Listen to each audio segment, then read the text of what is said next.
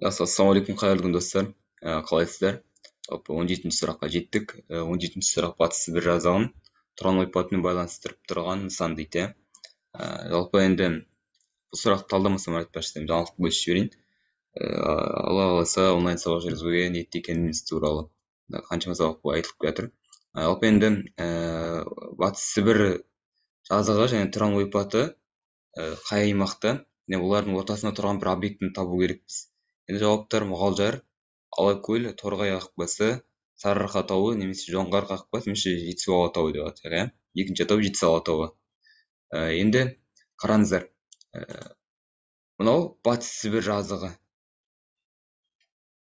Міне Қазақстандағы аумағы міне бір және екіншінің кішкене сәл бөлек тұр, Құланды даласы дейді. Біріншісі Есіл жазығы, яғни Есіл ертіс бойы деп келеді кейбір деректерде, көріп тұрғандарыңыздай. Бұдан кейін тұран ойпаты. Тұран ойпаты міне, яғни біздің оңтүстігімізде. Жалпы оны былай көрсетсек ыңғайлы болатын шығар. Мына 2 деп тұрған белгі, ол бізде міне солтүстік қазақ жазығы немесе батыс сібір, осы 2 деп алғанымыз батыс сібір. Ал мына 3 деп тұрғанымыз тұран жазығы, тұран ойпаты. Енді қараңыздар, бізге осы екеуінің ортасында жер керек. Демек, шамамен қазір мына бір аймақ керек болып тұр біздерге. Көрдіңіздер ғой? Осы бір аймақты енді Қазақстанның мына картасын тапсақ, осы бір картасын тапсақ, жеткілікті. Енді мен сіздерге қазір бүкіл 5 көрсетілген дүниенің бәрін көрсететін боламын, яғни физикалық объектіні, сіздер өздеріңіз кейін соны жауапты түсінетін боласыздар. Бірінші жауап бізде Мұғалжар тауы дейді.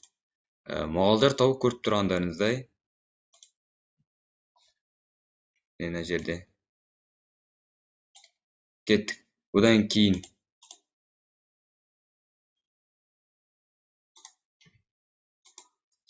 кейін Алакөл ойысы, мұнда прямо сылмайды екен, Алакөл ойысы, міне, мынау. Одан кейін Торғай қақпасы,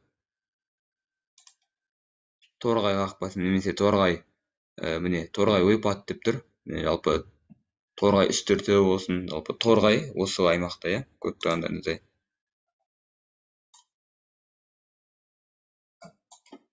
Одан кейін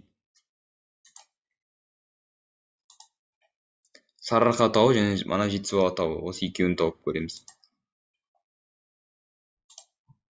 Сарыарқа міне. Және де Жетісу алатауы. Жақсы, түсінікті болды.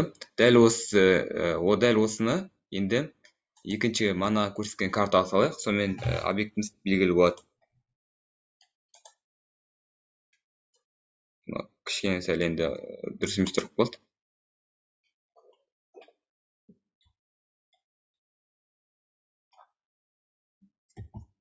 Манағы картадан көргеніміздей, қараңыздар.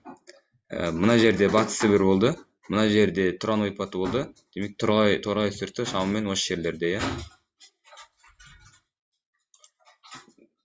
Жақсы, достар, демек біздің дұрыс жауабымыз ол бізде С варианты болады екен, Торғай қақпасы.